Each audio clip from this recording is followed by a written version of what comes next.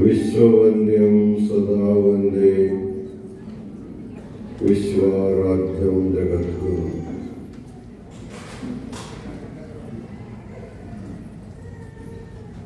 Prestige Jindal ಸಿಟಿಯ ವೀರಶೈವ ಲಿಂಗಾಯತ ಬಳಗದ ಉದ್ಘಾಟನಾ ನಿಮಿತ್ತವಾಗಿ ಹಮ್ಮಿಕೊಂಡಿರುವ ಇಂದಿನ ಉದ್ಘಾಟನಾ ಮಹಾಸಭೆಯಲ್ಲಿ ನಿಮ್ಮೆಲ್ಲರಿಗೆ ಧರ್ಮದ ಮಹತ್ವವನ್ನು ತಿಳಿಸಿರುವ ಮಹಾರಾಷ್ಟ್ರ ಬಾರ್ಶಿ ನಗರದ ತಟಸ್ಥರ ಬ್ರಹ್ಮ ಗುರುಸಿದ್ಧ ಮಣಿಕಂಠ ಶಿವಾಚಾರ್ಯ ಸ್ವಾಮೀಜಿಯವರೇ, ಇಂದಿನ ಮುಖ್ಯ ಅತಿಥಿಗಳಾಗಿ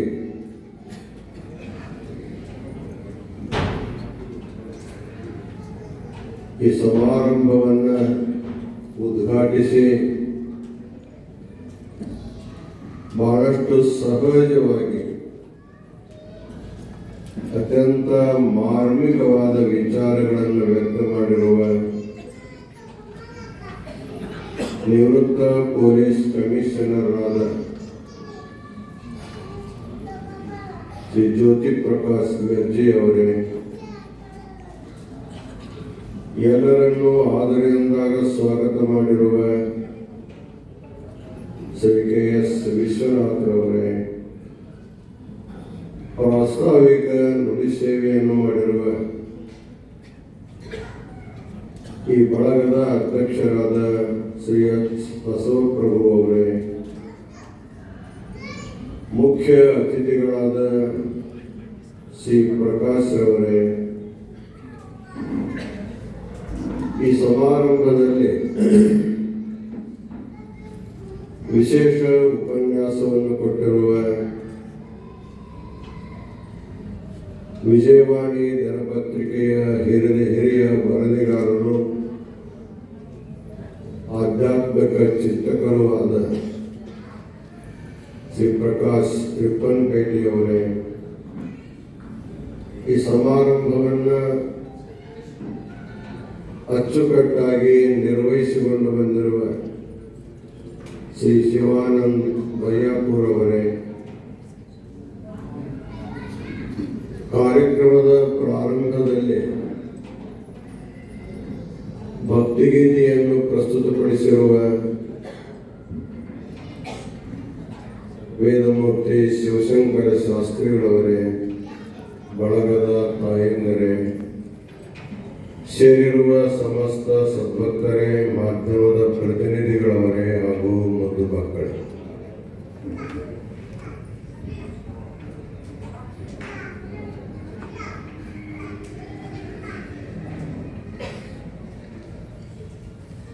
ಪ್ರೆಸ್ಟೀಜ್ ಜಿಂದಾಲ್ ಸಿಟಿಯೊಳಗೆ ಇದೊಂದು ಅದ್ಭುತವಾದ ಕಾರ್ಯಕ್ರಮ ಇವತ್ತು ನೆರವೇರುತ್ತಾ ಇದೆ. ಬಹುತೇಕ ಇಷ್ಟು ಹೊತ್ತಿನವರೆಗೆ ತುಂಬಿದ ಸಭೆ ತುಂಬಿದಾಗಿದ್ದಂಥವ್ರಿಗೆ ಇದೊಂದು ಬಹಳ ಸಂತೋಷವಾಗಿ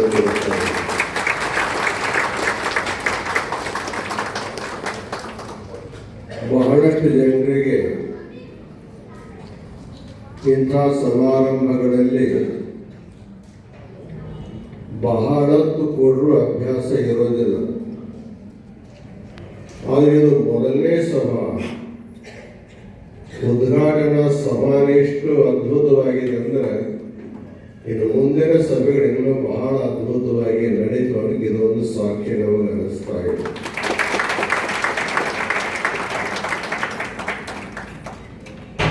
ಭಾರತ ಭೂಮಿ ಧರ್ಮದ ಭೂಮಿ ಅಂತ ನಾವು ಕರೀತಾ ಇದ್ದೇವೆ. ಈ ಧರ್ಮದ ಆಚಾರ್ಯರು,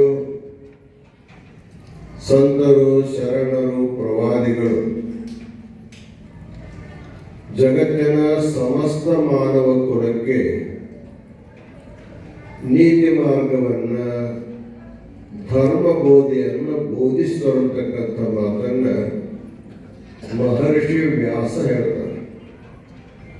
ಏತದ್ದೇಶ ಪ್ರಸೂತಸ್ಯ ಸಕಾಶಾದಗ್ರಜನ್ಮನಃ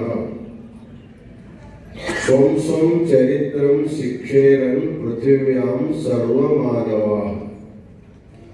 ಅಂದರೆ ಜಗತ್ತಿನ ಸಮಸ್ತ ಮಾನವ ಸಮಾಜಕ್ಕೆ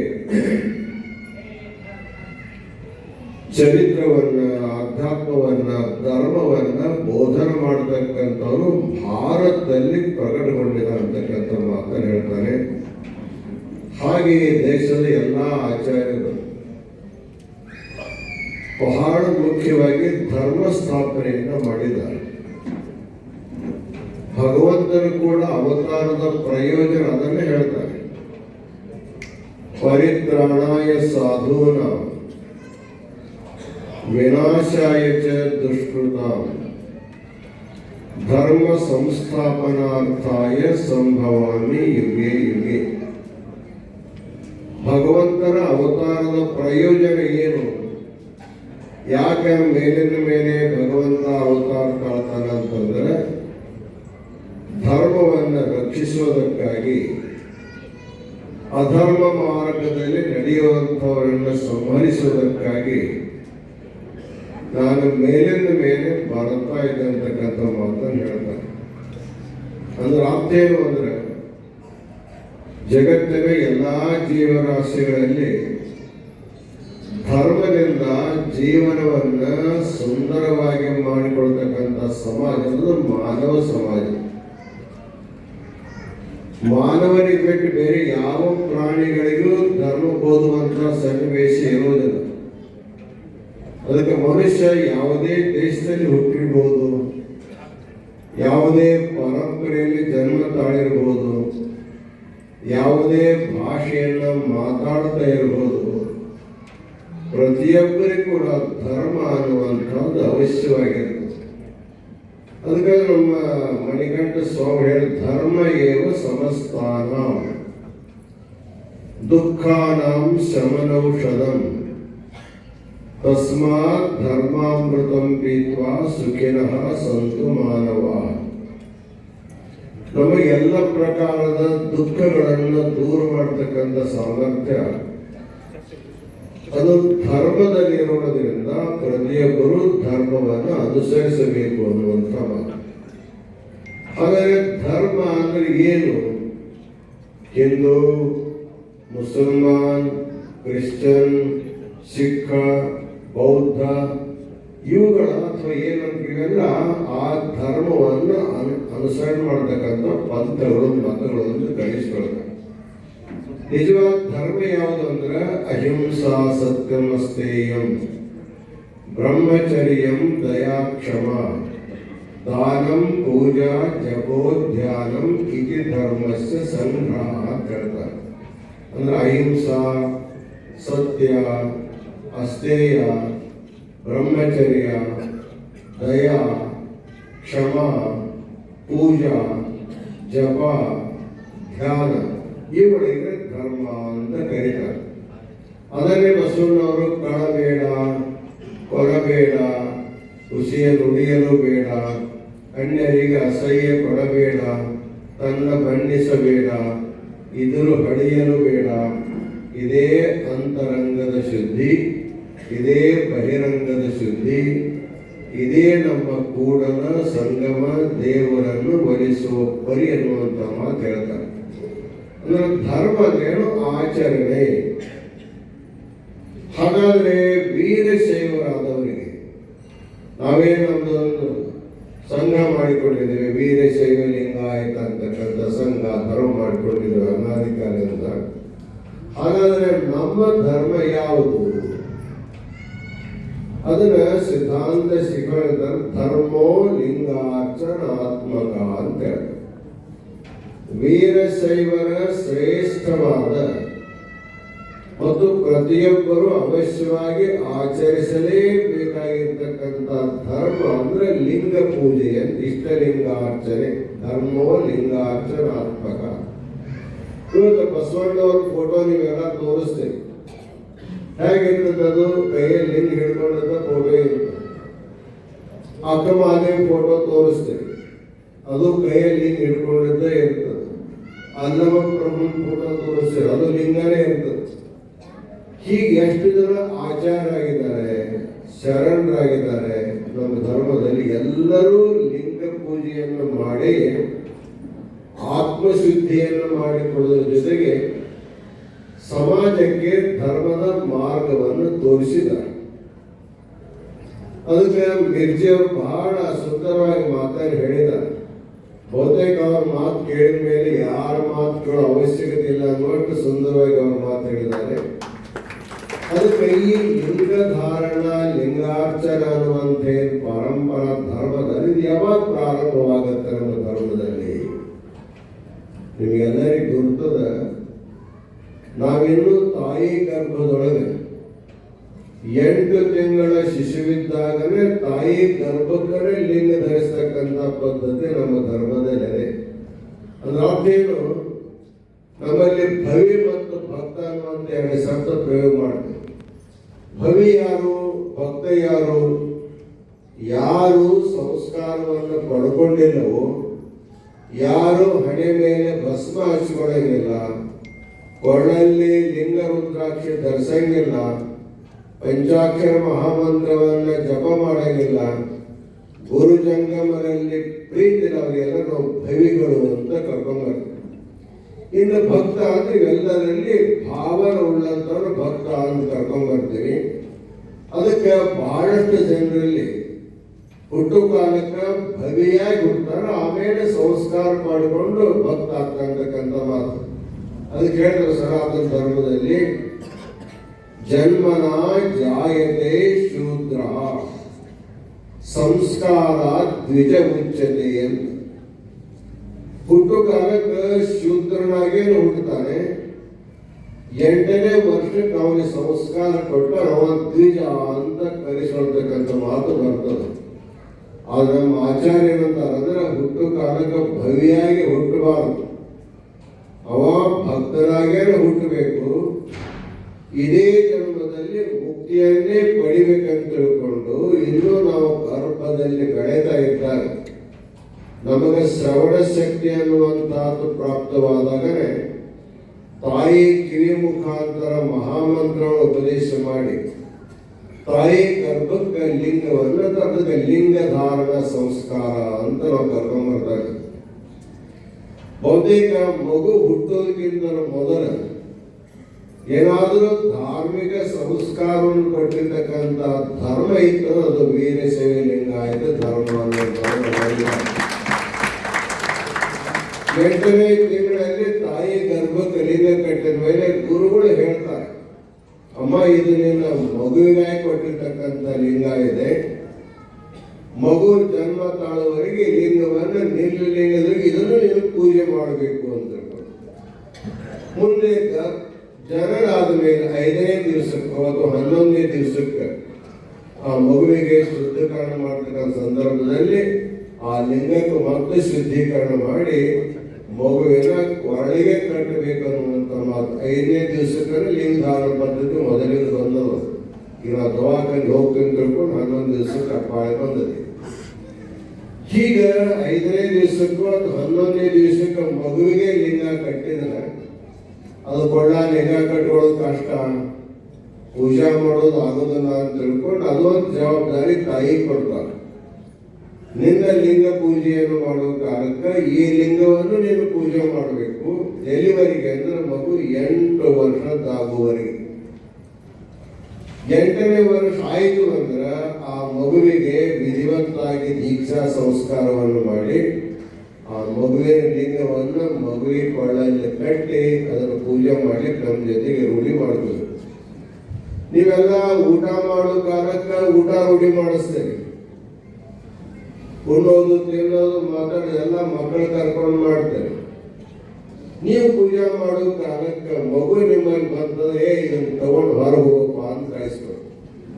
ಅದು ಪೂಜೆ ಮಾಡ್ಬೇಕಂತ ಬರ್ತದ, ನೀವು ಮಾಡಿದ್ದೆಲ್ಲ ನೋಡಿ ಮಾಡ್ಬೇಕಂತಕ್ಕಂಥ ಭಾವದಲ್ಲಿ ಬಂದು ಇನ್ನೂ ಆಶ್ಚರ್ಯ, ನಿಮ್ಮ ಕೈಯಾಗಿ ಲಿಂಗ ತಗೊಳಕ್ ಪ್ರಯತ್ನ ಮಾಡ್ತದೆ.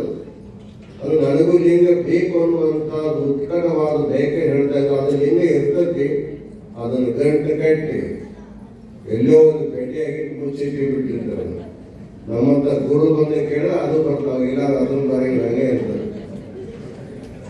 ಅದಕ್ಕೆ 8 ವರ್ಷಕ್ಕೆ ವಿಧಿವತ್ತಾಗಿ ದೀಕ್ಷಾ ಮಾಡಬೇಕು. ಅವತ್ತಿನಿಂದ ಮಗುವಿಗೆ ಲಿಂಗ ಪೂಜಾ ಧರ್ಮವನ್ನು ಆಚರಣೆ ಮಾಡತಕ್ಕಂಥ ಅಧಿಕಾರ, ಲೈಸೆನ್ಸ್ ಅಂತ ಹೇಳಿದ್ರು ಪ್ರಶಾಂತ್ ಚಿಕ್ಕನಪೇಟೆ ಅವರು.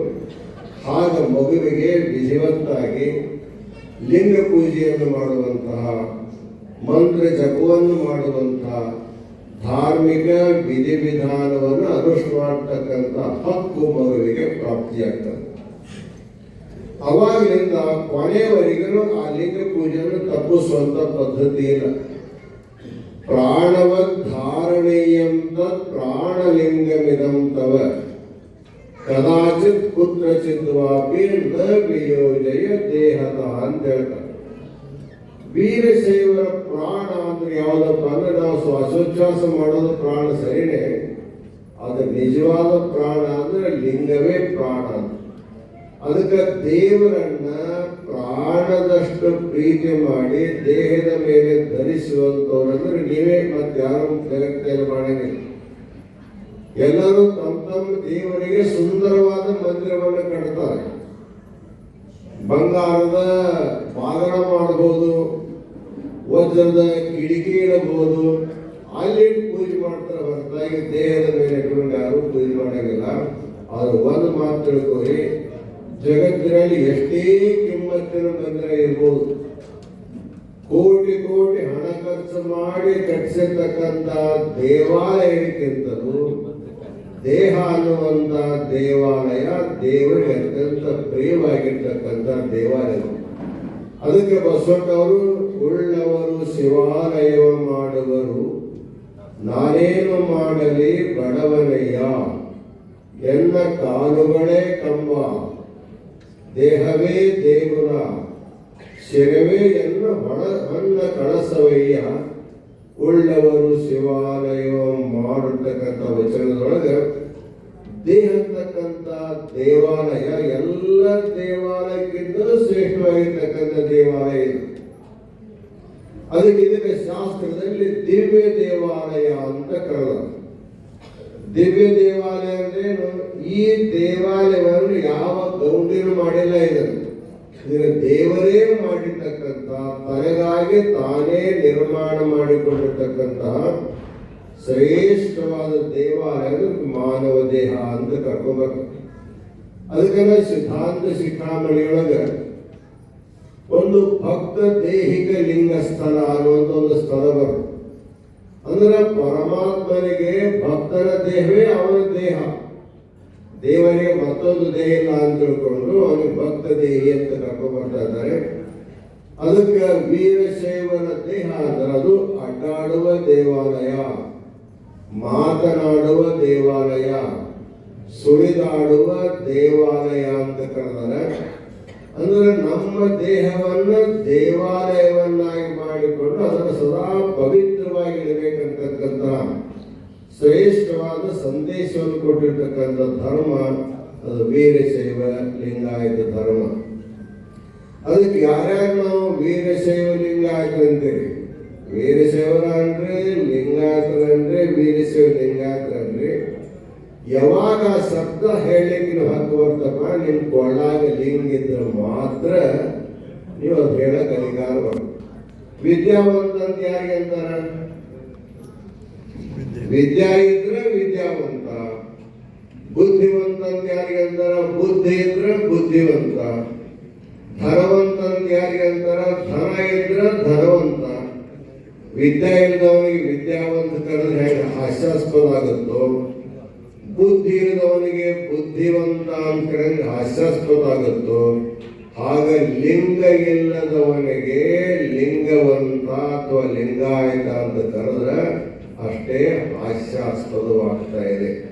ಅದಕ್ಕೆ ನಾವು ಹೇಳೋದೇನಂತ ಕೇಳಿದ್ದಾದ್ರೆ, ನಿಮ್ಮ ಪ್ರಾಣ ಅಂದ್ರೆ ನೀವು ಶ್ವಾಸೋಚ್ಛ್ವಾಸ ಮಾಡೋದು ಸರಿನೇ, ಅದು ನಿಜವಾದ ಪ್ರಾಣ ಅಂದ್ರೆ ನಿಮ್ಮ ಇಷ್ಟಲಿಂಗವೇ ಪ್ರಾಣ. ಅದಕ್ಕೆ ಪ್ರಾಣವ ಧಾರಣೀಯ ಅಂತ, ಪ್ರಾಣಲಿಂಗಮಿದಂತವ ಕದಾಚಿತ್ ಕುತ್ರಚಿದ್ವಾಪಿ ನ ವಿಯೋಜಯ ದೇಹತಃ. ಇದು ನಿನ್ನ ಪ್ರಾಣಲಿಂಗ. ಅರ್ಥಾತ್ ನಿನ್ನ ಪ್ರಾಣ. ಅಂದ್ರೆ ಈ ಲಿಂಗವನ್ನ ನೀನು ದೇಹದಿಂದ ಯಾವ ಕಾಲಕ್ಕೂ ಅಗಲಿಸಬಾರದಂತಕ್ಕಂಥ ಮಾತುಗಳು. ನಾವು ಬಹಳ ಖುಷಿ ಏನು ಅಂದ್ರೆ ಪೊಲೀಸ್ ಕಮಿಷನರ್ ಆಗಿ ಮೇರ್ಜಿ ಸಾಹೇಬರು ಡ್ಯೂಟಿ ಮಾಡೋ ಕಾಲಕ್ಕೂ ಕೂಡ ಕೊಳ್ಳ ಲಿಂಗ ಹಾಕೊಂಡು ಪೂಜೆ ಮಾಡೇ ಡ್ಯೂಟಿ ಮಾಡ್ಯಾರಪ್ಪ. ಇದಕ್ಕಿಂತ ದೊಡ್ಡ ಸೇವೆ ಯಾವುದು? ನೀವು ಬಿಡಿ ಜಗ್ಗಿಯವರ ಹೆಸರು ಕೇಳಿರಿ. ಅವರು ನಮ್ಮ ಸಮಾಜದ ಬಹಳ ದೊಡ್ಡ ರಾಜಕೀಯ ಧುರೀಣರಾಗಿದ್ದ ಆ ಕಾಲದಲ್ಲಿ. ಉಪರಾಷ್ಟ್ರಪತಿ ಪದವರೆಗೆ ಅವರು ಹೋದ್ರು. ಬಹುತೇಕ ಆಗಿನ ಕಾಲದಲ್ಲಿ ಅವ್ರ ಫೋಟೋ ನೋಡಿರ್ತಾರೆ ನೀವು. ಹಣೆ ಮೇಲೆ ಭಸ್ಮ ಇಲ್ಲದ ಫೋಟೋನೇ ಇಲ್ಲ. ಅವರಿಗೆ ದ್ವಿತೀಯ ಬಸವಣ್ಣ ಅಂತ ಕೂಡ ಕರೀತಾ ಇದೆ.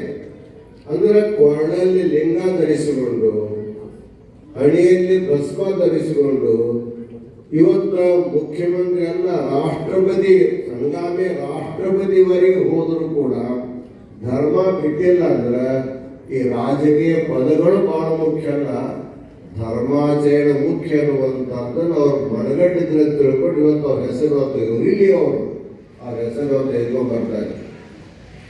ಅದಕ್ಕೆ ಯಾರು ಕೊರಳಲ್ಲಿ ಲಿಂಗ ಇರ್ತದ ಅವರು ಮಾತ್ರ ಪ್ರಾಣ ಇದ್ದವರು ಅಂತ ಅರ್ಥ.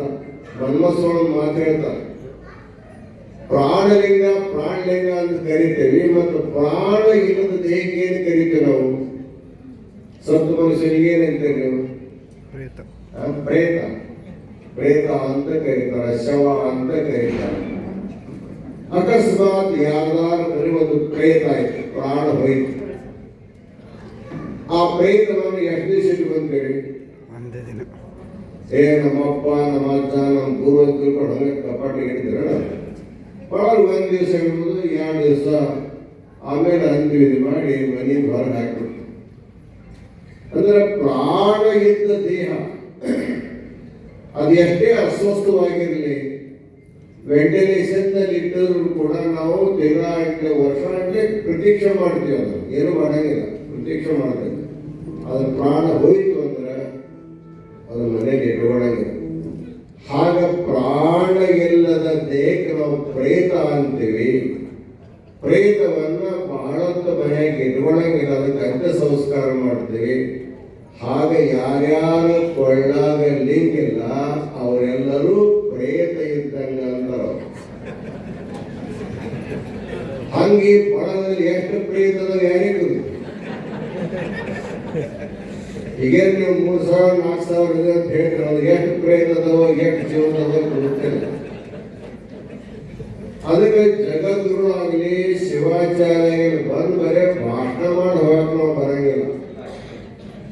ಅದಕ್ಕೆ ನಾವು ಏನ್ ಮಾಡ್ಬೇಕು ಅಂದ್ರೆ ಯಾವಾಗ ನೀವು ಕಲಿಸ್ತೀವಿ ಅವಾಗ ಒಂದು ದೀಕ್ಷಾ ಕಾರ್ಯಕ್ರಮ ಇಟ್ಕೋಬೇಕು. 8 ವರ್ಷದ ಮೇಲ್ಪಟ್ಟವ್ರಿಗೆ ಯಾರ್ಯಾರ ಕೊರಳಾಗ ಲಿಂಗಿಲ್ಲ ಅವರೆಲ್ಲರಿಗೂ ಕೂಡ ಮತ್ತು ಪ್ರಾಣದಾನ ಮಾಡುವಂತ ಕಾರ್ಯಕ್ರಮ ಆಗಬೇಕಾಗಿ ಸುಮ್ಮ ಪ್ರೇತಗಳನ್ನ ಕುಂಡಿಸಿ ಪ್ರವಚನ ಮಾಡಿ ಊಟ ಮಾಡಿ ಹೋದ್ರೆ ಯಾವ ಪ್ರಯೋಜನಗಳಾಗಲಿ ಸಾಧ್ಯವಾಗುವುದಿಲ್ಲ. ಅದಕ್ಕೆ ನಿಮ್ಮ ಸಂಘ ಇವತ್ತ ಪ್ರಾರಂಭ ಆಗಿದೆ. ಪ್ರಾರಂಭ ಬಹಳ ಸುಂದರವಾದ ಪ್ರಾರಂಭ. ಕಾಶಿಯಿಂದ ಜಗದಳು ಬಂದಾರ, ಮಹಾರಾಷ್ಟ್ರದಿಂದ ಶಿವಾಚಾರ್ಯ ಬಂದಾರ, ಮಿರ್ಜಿ ಸಾಹೇಬರು ಬಂದಾರ, ನಮ್ಮ ಪ್ರಶಾಂತ್ ರಿಪ್ಪನ್ಪೇಟೆ ಅಂತ ಭಾಳ ಲಿಂಗ ಭಕ್ತ ಅದ. ಪ್ರಶಾಂತ್ ರಿಪ್ಪನ್ಪೇಟೆ ಅದಲ್ಲ, ಅವ್ರ ಗುರುಗಳು ದಿಂಡದಳ್ಳಿಯ ಶಿವಾನಂದ ಶಿವಾಚಾರ್ಯ. ಬಹುತೇಕ ಆ ಮಠದ ಪರಂಪರೆಯಲ್ಲಿ ಎಷ್ಟು ಜನ ಶಿಷ್ಯರಿದಾರಲ್ಲ ಅವ್ರು ಯಾರು ಲಿಂಗ ಬಿಟ್ಟಿರಂಗಿಲ್ಲ. ಅವ್ರು ಬಹಳ ಕಡಕಾಗಿದ್ದರು. ಲಿಂಗ ಇಲ್ಲ ಅವ್ರು ಮಡಗ ಕರ್ಕೊತಿದ್ದಿಲ್ಲ. ಅವರ ಭಯಕ್ಕಾಗಿ ಅವರ ಆಶೀರ್ವಾದದಿಂದ ಬಹುತೇಕ ದಿಂಡದಳ್ಳಿ ಮಠದ ಎಷ್ಟು ಜನ ಭಕ್ತರದಾರಲ್ಲ ಪ್ರತಿಯೊಬ್ಬರು ಕೂಡ ಲಿಂಗ ಇರ್ಲಿಕ್ಕೇನೆ ಬೇಕು. ನಮ್ಮ ಪ್ರಶಾಂತ್ ಅಂತೂ ಒಳ್ಳೆ ದೊಡ್ಡ ಲಿಂಗ ಭಕ್ತ. ಏನಾರ ಸಂಕಲ್ಪ ಲಿಂಗ ಬಿಟ್ಟು ಸಂಕಲ್ಪ ಮಾಡ್ಕೊಂತ ಅವ್ರು ಹೇಳ್ತಿರ್ತೀವಿ. ಅಂದ್ರೆ ಆರ್ಥೇನು ಅಂತ ಕೇಳಿದ್ರೆ ಲಿಂಗ ಅಂದ್ರೆ ನಮ್ಮ ಪ್ರಾಣ, ನಮ್ಮ ಧರ್ಮ ಅಂದ್ರೆ ಏನು? ಲಿಂಗ ಪೂಜೆ ಮಾಡೋದೇ ನಮ್ಮ ಧರ್ಮ. ಅದಕ್ಕೆ ಇನ್ನೂ ಒಂದು ಮಾತು ಹೇಳ್ತಾರೆ, ಸಿದ್ಧಾಂತ ತ್ರಿವಿಧ ಸಂಪತ್ತಿ ಸ್ಥಳದಲ್ಲಿ ಬರ್ತದೆ. ವೀರಶೈವರಲ್ಲಿ ಶ್ರೀಮಂತ ವೀರಶೈವರು ಯಾರು? ಏನು 10 ಕೋಟಿ ರೂಪಾಯಿ ಮನೆ ಕಟ್ಟಿದವರು ಶ್ರೀಮಂತರು ಅಥವಾ ಕೋಟಿ ಗಂಟೆ ಸಂಪಾದನೆ ಮಾಡಿ ಶ್ರೀಮಂತರು ಅಂತಂದ್ರೆ ಅವ್ರು ಯಾರು ಶ್ರೀಮಂತರಲ್ಲ. ಗುರು ಲಿಂಗ ಜಂಗಮರ ಮೇಲೆ ಯಾರ ಭಕ್ತಿ ಇರ್ತದೆ, ಯಾರು ದಿನಾಲು ಲಿಂಗ ಪೂಜೆ ಮಾಡ್ತಾರೆ, ಯಾರ ಹಣೆ ಮೇಲೆ ಭಸ್ಮ ಇರ್ತದೆ, ಯಾರು ಕನಿಷ್ಠ ಒಂದಾದ್ರೂ ರುದ್ರಾಕ್ಷರ ಧರಿಸಿಕೊಂಡಿರ್ತಾರೆ, ಯಾರ ಮುಖದಲ್ಲಿ ಪಂಚಾಕ್ಷರ ಮಹಾಮಂತ್ರ ಒಂದು ಸ್ವಲ್ಪ ಜಪ ಮಾಡ್ತಾರೆ, ಅವರೇ ಶ್ರೀಮಂತರ ಬರ್ತಾರೆ. ಅವರಿಗಿಂತ ಶ್ರೀಮಂತ ಅದಕ್ಕೆ ನೀವು ಮನೆ ಕಟ್ಟಿ ಶ್ರೀಮಂತ ಆಗ್ಬೋದು, ದುಡ್ಡು ಗಳಿಸಿ ಶ್ರೀಮಂತ ಆಗ್ಬೋದು. ಆ ದುಡ್ಡು ಮನೆ ಹೋಗೋಕ ನಿಮ್ಮ ಜೊತೆ ಯಾವ್ದು ಬರ್ತದೋ ಏನು ಬರಂಗಿಲ್ಲ. ಮೊನ್ನೆ ನಾವು ನಮ್ಮ ಅಖಿಲ ಭಾರತ ವೀರಶೈವ ಲಿಂಗಾಯತ ಸಭಾದ ಅಧ್ಯಕ್ಷರಾಗಿರ್ತಕ್ಕಂಥ ಡಾಕ್ಟರ್ ಶಾಮನೂರು ಶಿವಶಂಕರಪ್ಪನವರ ಅಂತ್ಯ ಸಮಾಧಿಗೆ ನಾವೆಲ್ಲ ಹೋಗಿದ್ವಿ.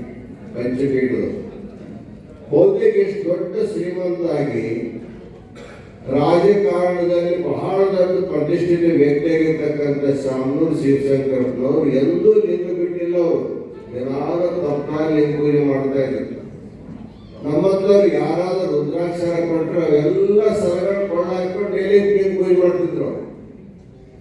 ಕೊನೆ ಕಾಲದಲ್ಲಿ ಅವ್ರ ಕೈಯಲ್ಲಿ ಬೇಕಾದಷ್ಟು ವಜ್ರದ ಉಂಗುರ ಇದ್ದು ಬಂಗಾರ ಹಾರ ಎಲ್ಲವನ್ನು ತೆಗೆದು ಆ ಲಿಂಗವನ್ನು ಕೊಳ್ಳ ಕಟ್ಟಿ ಭಸ್ಮ ತೆಗೆದು ಬಹಳಷ್ಟು ಭಸ್ಮ. ಬಹುತೇಕ ನಮ್ಮ ಸಮಾಜದಲ್ಲಿ ಸಮಾಧಿ ಮಾಡೋ ಕಾಲಕ್ಕೆ ಭಸ್ಮ ಬಹಳ ಹಾಕ್ತಾರೆ. ಒಂದು ಡಬ್ಬಿ ಗಂಟೆ ತಂದಿರ್ತಾರೆ. ಅಷ್ಟೇ ಭಸ್ಮ ಹಾಕ್ತಾರ ಅಂತಂದ್ರೆ ಇಷ್ಟು ಭಸ್ಮ ಹಸಿಬೇಕಾಗಿತ್ತು. ಅವ್ನ ಜೀವನಕ್ಕಿದ್ದಾಗ ಹಚ್ಕೊಳಕ್ಕಾಗಿಲ್ಲ ಅವನಿಗೆ. ಅದು ಕಡೆಯಪ್ಪ ನಿಮ್ಮ ಪಾಲಿ ಭಸ್ಮ ಎದು ಕೊಡ್ತೀವಿ ಅಂತ ತಿಳ್ಕೊಂಡು ಅಷ್ಟೆಲ್ಲ ಭಸ್ಮ ಹಾಕ್ತಾರೆ. ಅದೇ ಭಸ್ಮ ಜೊತೆಗಿರಬೇಕು. ಆಮೇಲೆ ರುದ್ರಾಕ್ಷಿ ರುದ್ರಾಕ್ಷಿ ಸಮಾಧಿ ಮಾಡಿದ್ದು ನೋಡ್ಕೊಂಡ್ ಬರ್ತಾ ಇದ್ದಾರೆ. ಅದಕ್ಕೆ ನಮ್ಮ ಜೀವನದ ಕೊನೆ ಕಾಲದಲ್ಲಿ ನಾವು ಗಳಿಸಿದ್ದೇನೂ ಬರೋದಿಲ್ಲ. ನಮ್ಮ ಲಿಂಗ, ನಮ್ಮ ರುದ್ರಾಕ್ಷಿ, ನಮ್ಮ ಭಸ್ಮಗಳೇ ಬರ್ತಾವಂತ ಬೇರೆ ಯಾವ ಬರಲಿಕ್ಕೆ ಸಾಧ್ಯವಾಗುವುದಿಲ್ಲ. ತಾಯಿ ಗರ್ಭದಲ್ಲಿ ಬಂದಿರತಕ್ಕಂಥ ಲಿಂಗ ನಾವು ಭೂಗರ್ಭಕ್ಕೆ ಹೋಗೋ ಅದೇ ಲಿಂಗ. ಅದ್ರ ಬೇರೆ ಯಾವುದೂ ತರಲಿಕ್ಕೆ ಸಾಧ್ಯ ಇಲ್ಲ. ಅದಕ್ಕೆ ಪ್ರೆಸ್ಟೀಜ್ ಸಿದ್ಧಾಂತ ಸಿಟಿ ಎಲ್ಲ ವೀರಶೈವ ಲಿಂಗಾಯತ ಬಳಗದ ಅಧಿಕಾರಿಗಳಿಗೆ, ಭಕ್ತರಿಗೆ, ಸದಸ್ಯರಿಗೆ ಹೇಳೋದೇನು ಅಂತಂದ್ರೆ ಬರೀ ಭಾಷಣ ಕೇಳಿ ಉದ್ಘಾಟನೆ ಮಾಡಿ ಹಣ್ಣಿನ ಬುಟ್ಟಿ ಕಟ್ಟಿ ಶಾಲ ಕಳಿಸೋದಾಗೋದಲ್ಲ. ಅದು ನೀವೆಲ್ಲರೂ ಕೂಡ ಇಷ್ಟಲಿಂಗವನ್ನು ದೇಹದ ಮೇಲೆ ಧರಿಸಬೇಕು. ನೀವು ಧರಿಸಿಕೊಂಡು ಆಗದಂತ ಅದಕ್ಕೊಂದು ಸಂಸ್ಕಾರ, ದೀಕ್ಷಾ ಸಂಸ್ಕಾರ ಇದೆ. ಆ ಸಂಸ್ಕಾರವನ್ನು ಮುಂದಿನ ದಿನಮಾನಗಳಲ್ಲಿ ಕೇವಲ ಭಾಷಣ ಕಾರ್ಯಕ್ರಮ ಇರಲಾರ್ದರೆ ಶಿವಾಚಾರ್ಯದಾಗಲಿ ಮಹಾಚಾರ್ಯದ ಸಾಮೂಹಿಕ ಲಿಂಗ ಪೂಜೆ ಇಡಬೇಕು. ಇವತ್ತು ನಮ್ಮ ಪಡೆದವ್ರು ಮಾಡೋದವ್ರ ಮನೆಯಲ್ಲಿ ಲಿಂಗ ಪೂಜೆ ಸಣ್ಣ ಮಕ್ಕಳು ಮಾಡಿಕೊಂಡು ಸುಮಾರು 89 ವರ್ಷದ ಮುದುಕರು ಕೂಡ ಬಯಲು ಒಬ್ಬ ಬಜ್ಜಿಗೆ ನಡೆಯಕ್ಕೆ ಬರಂಗಿಲ್ಲ ಪಾಪ ಅವ್ರಿಗೆ. ಆದರೂ ಅಷ್ಟು ಲಿಂಗ ತಗೊಂಡು ಬಂದು ಅಭಿಷೇಕ ಮಾಡಿಕೊಂಡು ತೀರ್ಥ ತಗೊಂಡು ಧನ್ಯತಾ ಮನೋಭಾವನೆಗಳಿಂದ ಹೀಗೆ ಪ್ರತಿಯೊಬ್ಬರನ್ನು ಕೂಡ ಈಗಾಗಲೇ ಅವರು ವಿಜಯ್ ಸಾಹೇಬ್ ಹೇಳಿದ್ರು, ಇಂಥ ಸಮಾರಂಭದಲ್ಲಿ ಬರಬೇಕಾದ್ರೆ ಒಂದು ಸಂಡೆ ಇರ್ತದೆ, ನಿಮ್ಮ ಮಕ್ಕಳು ಬರೀಡು ಕರ್ಕೊಂಡು ಬರ್ಬೇಕು. ಅವ್ರು ನಿರ್ಧಾರ ಮಾಡಿ ಎಲ್ಲ ಮಾಡಲಿ, ಅವ್ರನ್ನ ನೋಡ್ಬೇಕು, ಕೇಳಬೇಕು. ಅದು ಬರೀ ನೀವೇ ಬಂದು ಕುಂತು ಆಗೇನಿಲ್ಲ. ನಿಮ್ಮೆಲ್ಲ ಮಕ್ಕಳಿಗೆ ಅವತ್ತು ಸೂಟಿ ಶಾಲೆ ಬಿಡಿಸಿ ಬೇರೆ ಏನು ಮಾಡ್ಲಾಕ ಹಚ್ಚಲಾರ್ದ ಎಲ್ಲರೂ ಏಟು ಜಟ್ ಎಷ್ಟು ಬಂದಿದಾರಲ್ಲ ಮಕ್ಕಳು, ಮೊಮ್ಮಕ್ಕಳು, ಮದುಮಕ್ಕಳು ಎಲ್ಲರೂ ಕೂತ್ಕೊಂಡು ಪೂಜೆಯಲ್ಲಿ ಪಾಲ್ಗೊಳ್ಬೇಕು, ಪೂಜೆಯನ್ನು ನೋಡಬೇಕು, ಲಿಂಗಿಲ್ಲವರು ಲಿಂಗ ದೀಕ್ಷಾ ಮಾಡ್ಕೋಬೇಕು ಅಂದಾಗ ಬಹುತೇಕ ನಿಮ್ಮ ಸಂಘಟನೆ ಈ ತಳಪಾಯದ ಮೇಲೆ ನಿಂತ ಬಹಳ ಎತ್ತರವಾಗಿ ಬೆಳೀತದೆ. ಜಿಲ್ಲಾ ಸಿಟಿ ಒಳಗೆ ಸುಮಾರು 15 ಟವರ್ ಅದಾವಂತ ಕೇಳಿ. ಒಂದೊಂದು ಟವರ್ 1000 ಜನ ಅದೇನಿದೆ. ಇಷ್ಟು ಎತ್ತರದ ಮನೆ ಕಟ್ಟಬೇಕಾದ್ರೆ ಅದಕ್ಕೆ ಫೌಂಡೇಶನ್ ಎಷ್ಟು ಚಂದ ಆಗಿರ್ತಾರೆ. ಅದು ಫೌಂಡೇಶನ್ ಸರಿಯಾಗಿದ್ರೆ ಎತ್ತರ ಬೆಳಗ್ಗೆ ಸಾಧ್ಯ ಆಗ್ತದೆ. ಹಾಗೆ ಇವತ್ತೇನು ನಿಮ್ಮ ಸಭಾ ಇದು ಫೌಂಡೇಶನ್ ಸಭಾ. ವೀರಶೈವ ಲಿಂಗಾಯತ ಬಳಗದ ಫೌಂಡೇಶನ್ ಇದೆಷ್ಟು ಭದ್ರವಾಗಿರುತ್ತೆ ಅಷ್ಟು ಎತ್ತರವಾಗಿ ಬೆಳಲಿಕ್ಕೆ ಸಾಧ್ಯ ಆಗ್ತದೆ. ಇದೊಂದು ಆದರ್ಶ ಒಳಗಾಗಲಿಕ್ಕೆ ಸಾಧ್ಯ ಇರುತ್ತೆ. ಇನ್ನೊಂದು ಮೆಟ್ಟಿ ಸಾಹೇಬರ ಅಪೇಕ್ಷೆ ಪಟ್ಟ ಹಾಗೆ ಬೇರೆ ಬೇರೆ ಸಂಘಟನೆಗಳನ್ನ ಮಾಡಿಕೊಂಡಿರ್ತೇವೆ. ನಾವು ಮಾಡೋ ಜೊತೆಗೆ ಬೇರೆ ಬೇರೆ ನಗರಗಳಲ್ಲಿ ಬೇರೆ ಬೇರೆ ಬಡವಲ್ಲಿ ಆಗ್ತಕ್ಕಂಥ ಸಂಘಟಿತ ನಾವು ಕೂಡಿಕೊಂಡು ಒಂದು ಸಮಷ್ಟಿ ಭಾವವನ್ನು ತರಲಿಕ್ಕೆ ಪ್ರಯತ್ನ ಮಾಡಬೇಕು. ಜೊತೆಗೆ ಬೆಂಗಳೂರಿನಲ್ಲಿರ್ತಕ್ಕಂಥ ಎಲ್ಲಾ ಸಂಘಟನೆಗಳು ಎಲ್ಲಾ ಜನ ಒಂದ್ ಕಡೆ ಸೇರಿದ್ರೆ ಒಂದು ಸರ್ಕಾರ ನಿನ್ ಕೈ ಬರ್ತಕ್ಕಂಥ ಮಾತನ್ನು ಹೇಳಿದ್ರೆ ಯಾಕಂದ್ರೆ ಒಂದ್ ವೇಳೆ ಅಧಿಕಾರ ನಿಮ್ಮಲ್ಲಿ ಇದ್ದು ಏನ್ ಬೇಕಾದ್ರೂ ಮಾಡ್ಕೋಬಹುದು ಅಂತಕ್ಕಂಥ ಮಾತು ಹೇಳಿದ್ದಾರೆ. ವಿಶೇಷವಾಗಿ ಸಾಮಾಜಿಕ ಸಂಘಟನೆ, ಧಾರ್ಮಿಕ ಸಂಸ್ಕಾರ, ಮಕ್ಕಳ ಶಿಕ್ಷಣದ ಬಗ್ಗೆ, ಬಡ ಮಕ್ಕಳ ಶಿಕ್ಷಣದ ಬಗ್ಗೆ ಸಹಕಾರ ಮಾಡತಕ್ಕಂಥ ಮನೋಭಾವನೆ ಕೂಡ ನೀವೆಲ್ಲರೂ ಬೆಳೆಸ್ಕೋಬೇಕು. ಕಾಶಿ ಜಗದ್ರವರು ಕಾಶಿ ಪೀಠಕ್ಕೆ ಪಟ್ಟಾಭಿಷೇಕ ಆದ ಮೇಲೆ ಜಗದ್ರವರು ಷಷ್ಠಬ್ದಿ ಮಹೋತ್ಸವ ಮಾಡೋ ಕಾರಣಕ್ಕೆ ನಾವೆಲ್ಲ ತುಲಾಭಾರ ಸೇವೆಯನ್ನು ಮಾಡಿಸ್ತಾ ಇದ್ವಿ. ಆ ತುಲಾಭಾರ ಸೇವೆ ಬಂದಿರತಕ್ಕಂಥ ಎಲ್ಲ ಹಣವನ್ನ ಬಡ ಮಕ್ಕಳ ಶಿಕ್ಷಣ ಕೊಡ್ತಕ್ಕಂಥ ಯೋಜನೆ ಕೂಡ ಮಾಡ್ಕೊಂಡು ಬರ್ತಾ ಇದ್ದೆ. ಸುಮಾರು ಸಾವಿರಾರು ಮಕ್ಕಳಿಗೆ ಪ್ರತಿ ತಿಂಗಳು ಕೂಡ ಒಬ್ಬ ವಿದ್ಯಾರ್ಥಿಗೆ 16,000 ರೂಪಾಯಿ ಕೊಡ್ತಕ್ಕಂಥ, ಒಂದು ವರ್ಷಕ್ಕೆ 16,000 ಕೊಡ್ತಕ್ಕಂಥ ವ್ಯವಸ್ಥೆ ಮಾಡ್ಕೊಳ್ತಾರೆ. ಅದು ಈ ಭಾಗದಲ್ಲಿ ನೀವೊಂಥರ ಶ್ರೀಮಂತರಲ್ಲಿ ನಿಮಗೇನು ಜರುಗುತ್ತಿಲ್ಲ. ಆದರೆ ನಿಮ್ಮ ದೃಷ್ಟಿಯಲ್ಲಿ ಬಡ ಮಕ್ಕಳು ಯಾರಾದ್ರೂ ಅಂಥವ್ರು ಶಿಕ್ಷಣಕ್ಕೆ ಸಹಾಯ ಬೇಕಾದ್ರೆ ಪೀಠಕ್ಕೆ ವಿನಂತಿ ಮಾಡಿಕೊಂಡು ಅವರ ಶಿಕ್ಷಣದ ಜವಾಬ್ದಾರಿ ಕೂಡ ಪೀಠ ನಿರ್ವಹಿಸ್ತಕ್ಕಂಥ ಮಾತನ್ನು ಸಂದರ್ಭ ತಿಳಿಪಡಿಸಿ ಇವತ್ತಿನ ಕಾರ್ಯಕ್ರಮ ಬಹಳ ಸರ್ವಾಂಗ ಸುಂದರವಾಗಿ ನೆರವೇರಿದೆ. ಬಹಳ ಉತ್ಸಾಹದಲ್ಲಿ ಜಗದ್ರವರು ಬರಮಾಡಿಕೊಂಡು ಸುಂದರವಾಗಿ ಉತ್ಸವ ಮಾಡಿ ತಾಯಂದ್ರನ್ನ ತುಂಬ ಹೊತ್ತುಕೊಂಡು ನಮ್ಮ ಶಾಸ್ತ್ರ ವೇದ ಘೋಷ ಮಾಡುವಂಥ ಕಾರ್ಯಕ್ರಮ ಶುಭಾರಂಭ ಆಗಿದೆ. ಈ ಕಾರ್ಯಕ್ರಮದಲ್ಲಿ ಮಾತಾಡ್ತಕ್ಕಂಥ ನಮ್ಮ ಪ್ರಶಾಂತ್ ರಿಪ್ಪನ್ಪೇಟೆಯವರು ಕೂಡ ಬಹಳ ಉತ್ಸಾಹಿ. ಪಂಚಪೀಠಗಳ ವೀರಶೈವ ಧರ್ಮ ತತ್ವಗಳನ್ನು ಅನೇಕ ವೇದಿಕೆಗಳ ಮೇಲೆ ತನ್ನದಾಗಿರ್ತಕ್ಕಂಥ ವಿಚಾರ ಶೈಲಿಯನ್ನು ತಿಳಿಸಿಕೊಂಡು ಬರ್ತಾ ಇದ್ದಾರೆ. ಅವರ ಸಾಹಿತ್ಯ ಸೇವೆಯನ್ನು ಪರಿಗಣಿಸಿ ಕಾಶಿಪೀಠ ಪ್ರತಿ ವರ್ಷ ಕೊಡಬಾರದಂಥ ಶಿವಕಮಲ ಸಾಹಿತ್ಯ ಪ್ರಶಸ್ತಿಯನ್ನು ಇವತ್ತ ವಿಜಯನಗರದ ಬಸವೇಶ್ವರ ಸುಜ್ಞಾನ ಮಂಟಪದಲ್ಲಿ ಸಾಯಂಕಾಲ 6 ಗಂಟೆ ಕೊಡ್ತಕ್ಕಂಥ ಕಾರ್ಯಕ್ರಮ ಇದೆ. ನೀವೆಲ್ಲರಿಗೂ ಕಾರ್ಯಕ್ರಮ ಪಾಲ್ಗೊಳ್ಳತಕ್ಕಂಥ ಮಾತನ್ನು ತಿಳಿಸಿ ವೇದಿಕೆ ಮೇಲಿನ ಎಲ್ಲರಿಗೂ ಶುಭವನ್ನು ಕೊಟ್ಟ. ಇನ್ನೊಂದೇನು ಅಂದ್ರೆ ಈ ಸಿಟಿಯೊಳಗೆ ಅನೇಕ ಧರ್ಮದವರು ಕೂಡ ಇದ್ದಾರೆ.